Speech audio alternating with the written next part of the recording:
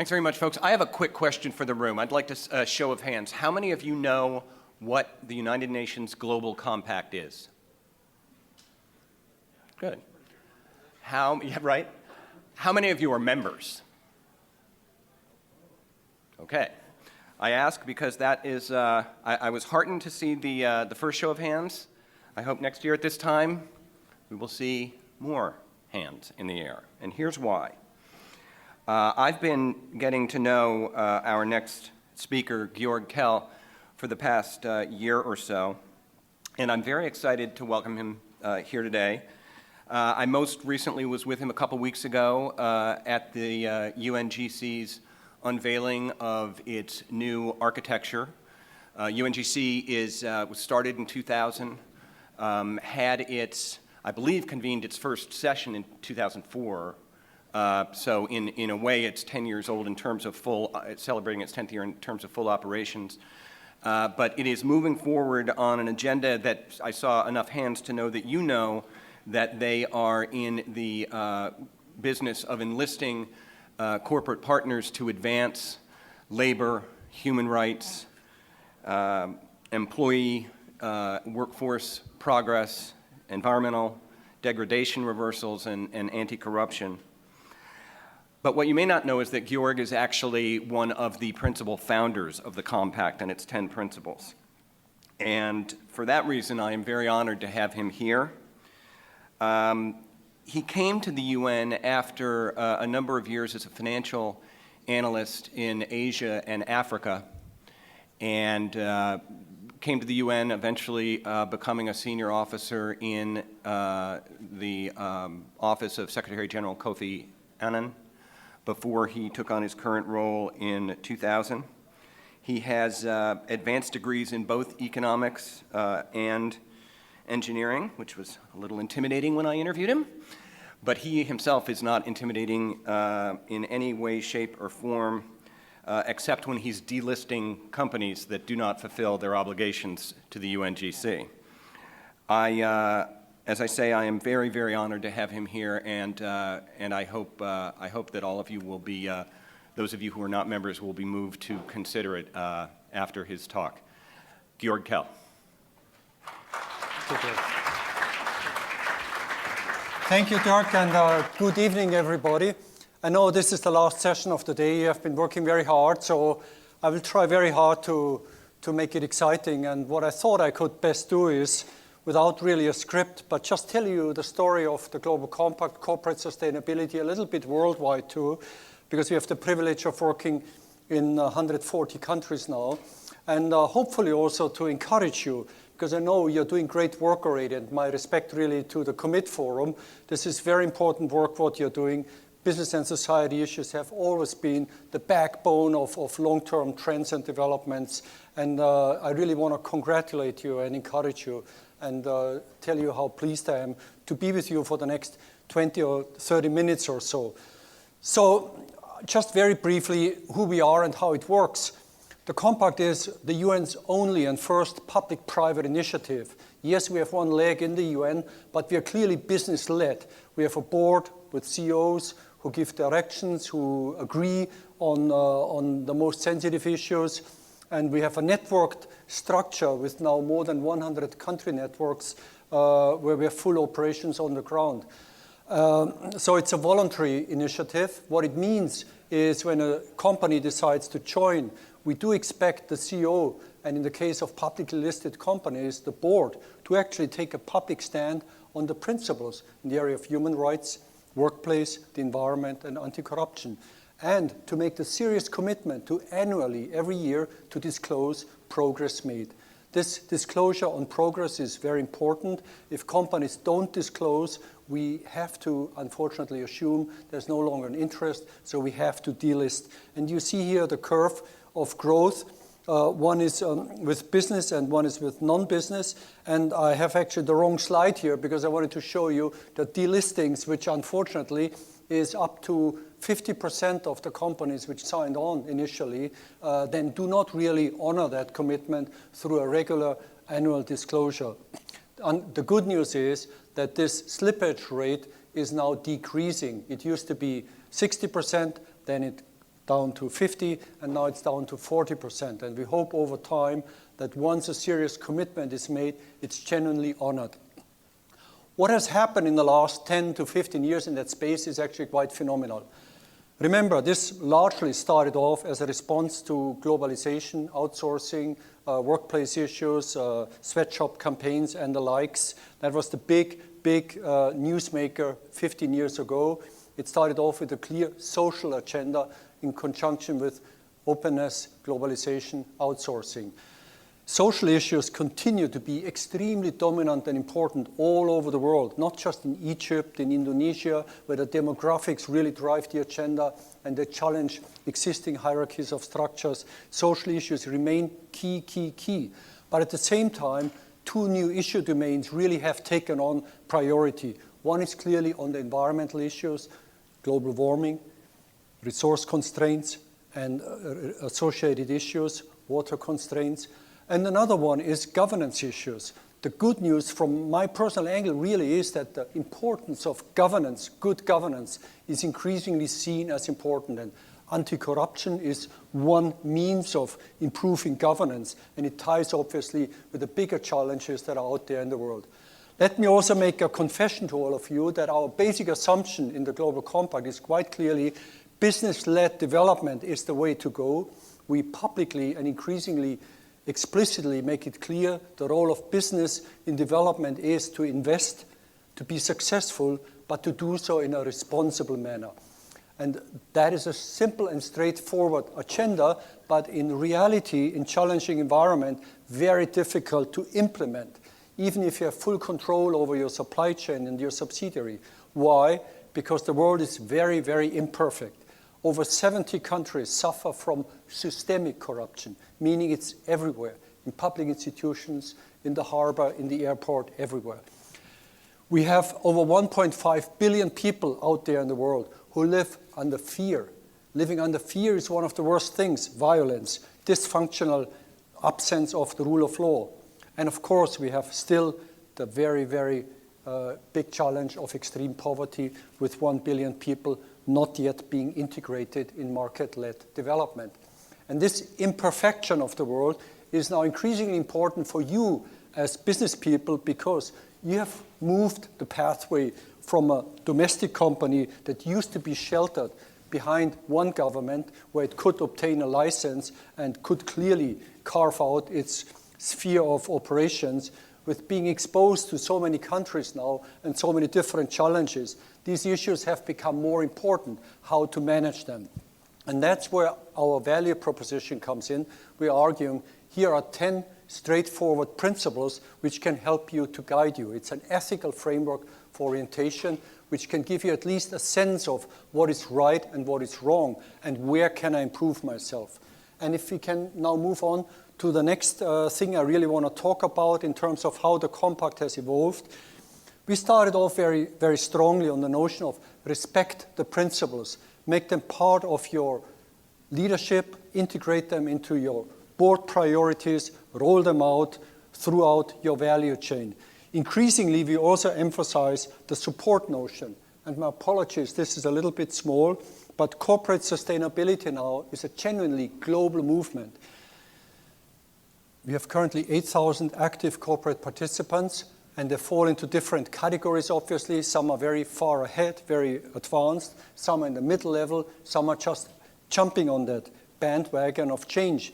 But common to all of them is the understanding that as a business, I have responsibilities.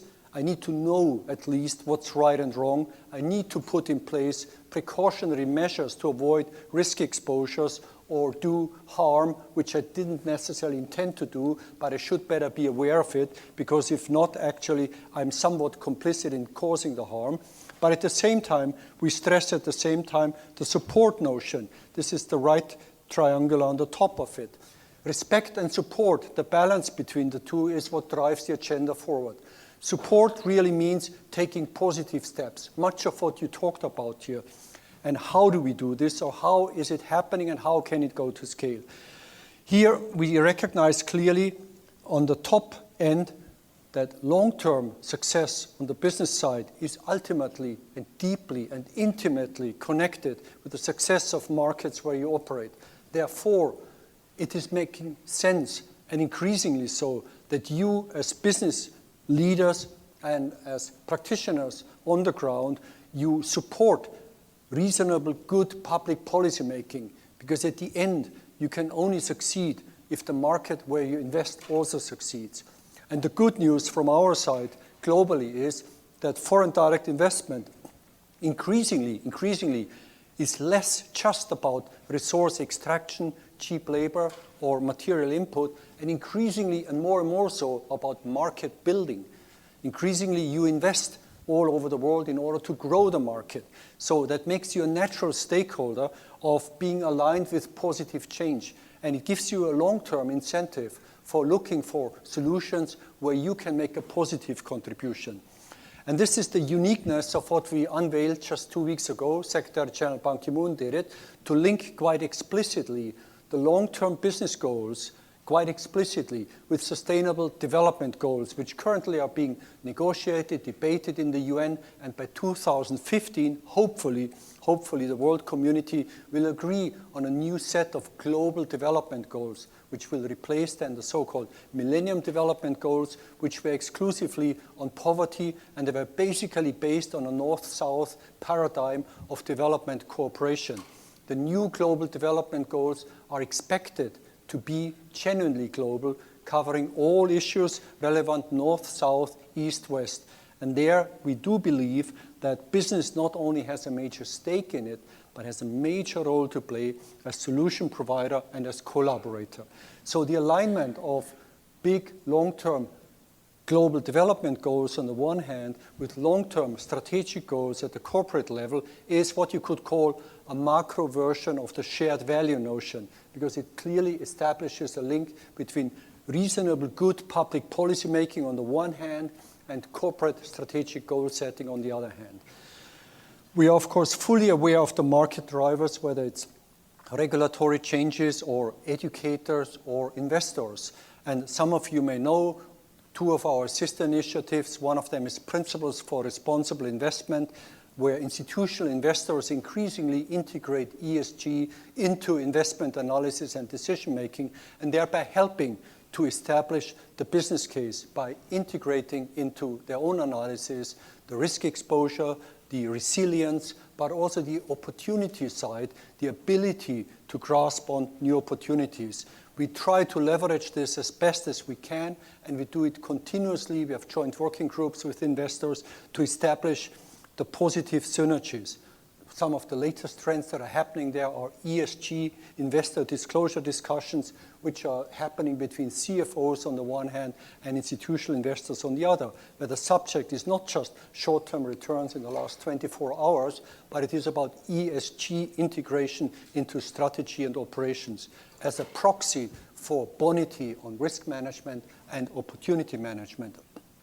Also on the education side, business education, another sister initiative deals with business schools.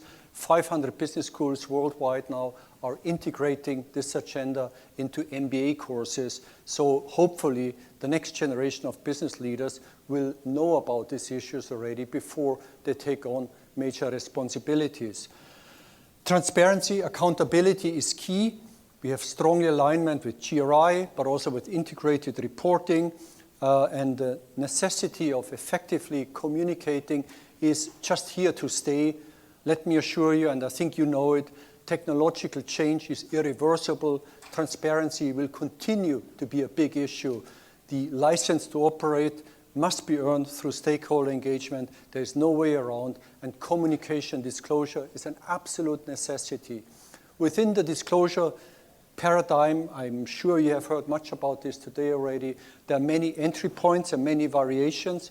Within the Global Compact, we increasingly pursue what we call differentiation to give recognition to the front runners, so their good performance is really seen and understood better by analysts and by other stakeholders who look into these issues. But we also want to keep the door open for anybody who is willing to step on the escalator of change. What matters from our side as a UN-backed initiative, We want to win over all companies. Our ultimate goal is transformation from within the market, convincing all business leaders that it is time to integrate into strategy and operations non-traditional financial issues. Why? Because this is the only way to secure long-term corporate success and at the same time assure and support long-term societal success. On the business case evidence, I could produce you much good material. I just want to share a little secret. I'm going tomorrow to Goldman Sachs to try to win them over finally. Fingers crossed. It doesn't look so bad. There's still a huge issue with short-term and long-term, as you are very familiar with, and we are in the meantime convinced that the returns are definitely not short-term on corporate sustainability. It may take anything between 2 and 5 years to really start reaping the benefits. But once the benefits kick in terms of risk resilience, in terms of opportunity seeking, the benefits vastly, vastly exceed the costs that you put in initially. There's no doubt about this. So transparency, disclosure, important for many ways, for many good reasons. What's also new in our architecture, which is a collaborative framework open for anybody willing and able to join, is that today, unlike 10 years ago, there are tools, there are facilitation, there are issue platforms, there are many opportunities to co-invest, to collaborate. A defining feature of this movement has been in the learning space that what started off as a niche movement in response to crisis situation now is being seen from morality to materiality, where actually market building and resilience building is seen as a possibility through collaboration and co-investment. Even if you are one of the biggest companies in the world and you operate anywhere out there, you hardly have the power really to change society as a whole, and you cannot really substitute for what governments are doing, nor should you. But by collaborating with like-minded companies, you can indeed bring about transformation that is lasting, that enlarges the cake for the market, where you benefit and society benefits.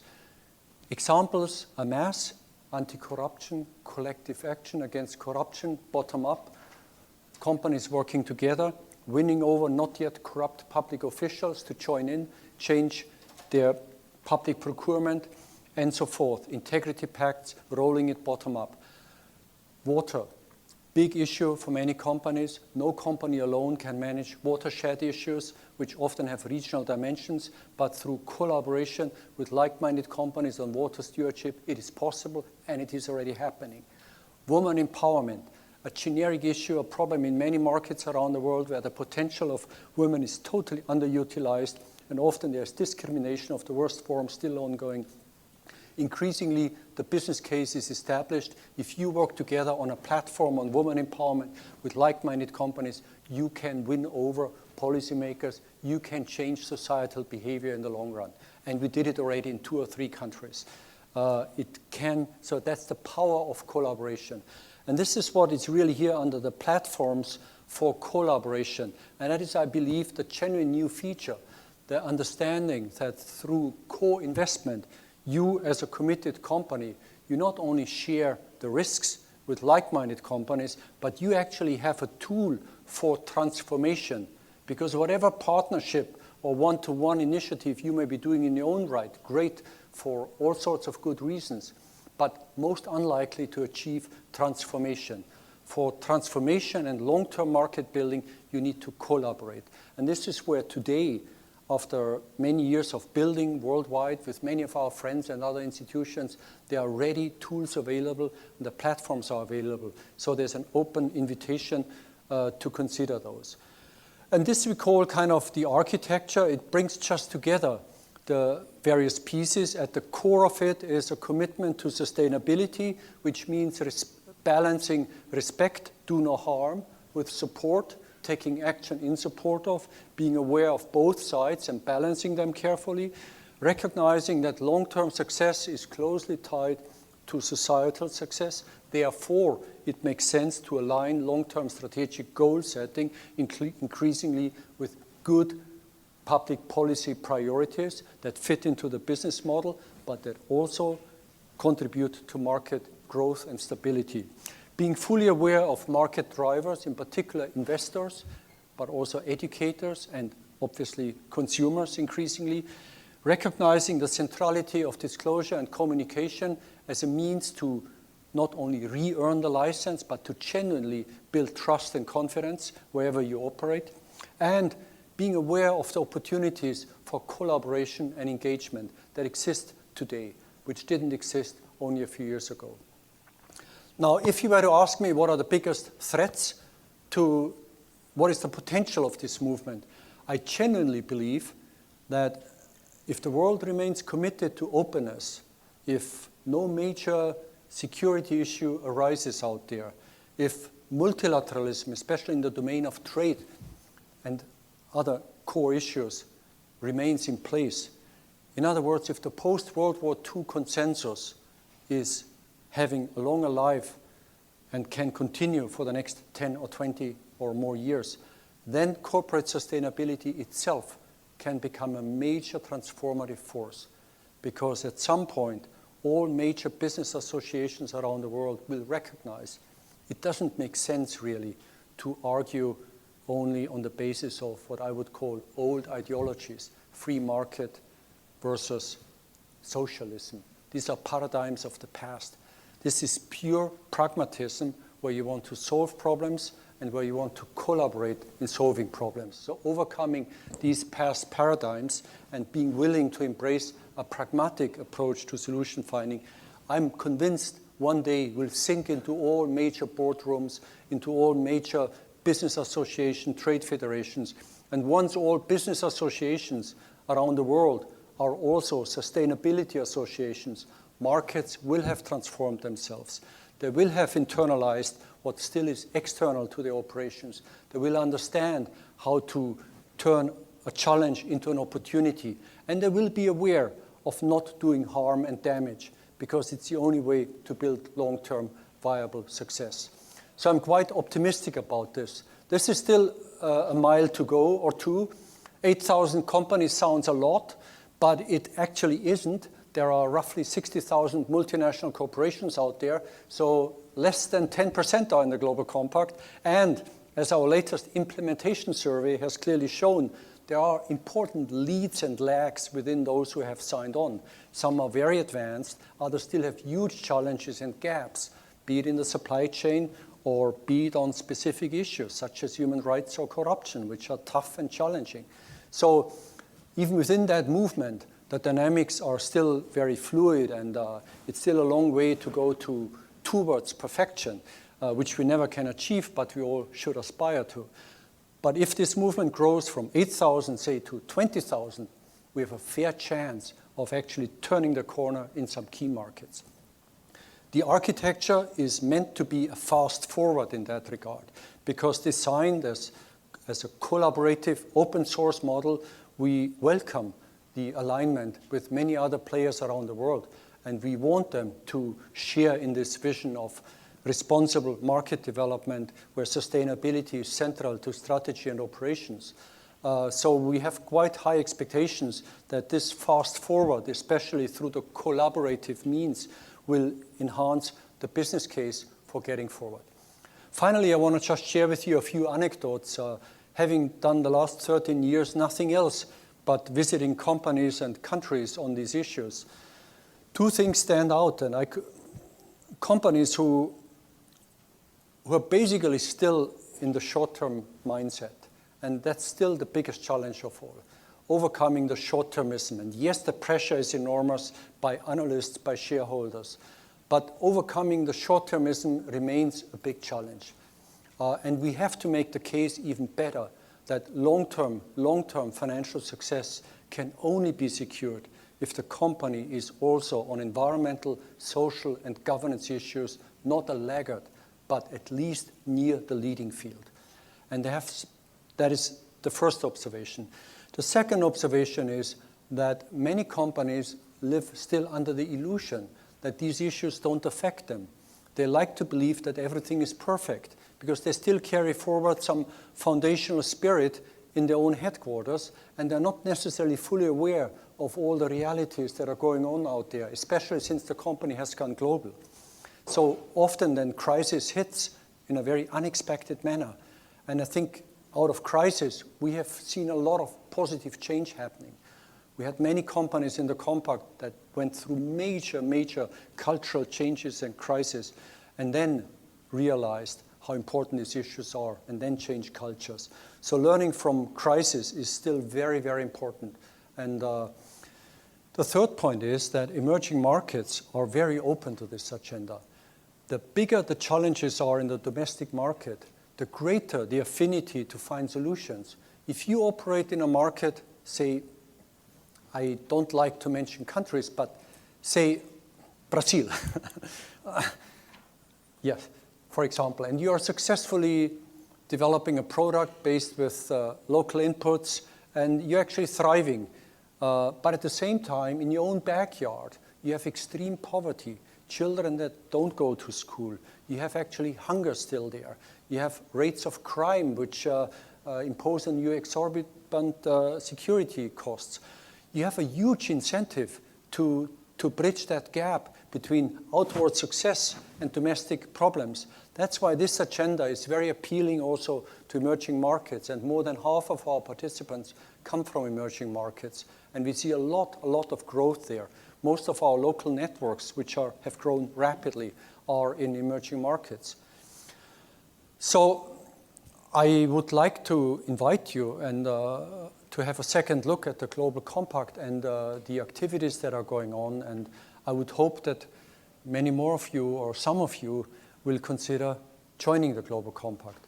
It's an open source, universal platform. We are not politicized, I assure you of that. I know for some Americans it's tough to separate the UN from a public-private partnership, but the Global Compact is firmly rooted in the business world. We are business-led, strictly business-led, and we would never ever do something that runs counter to that.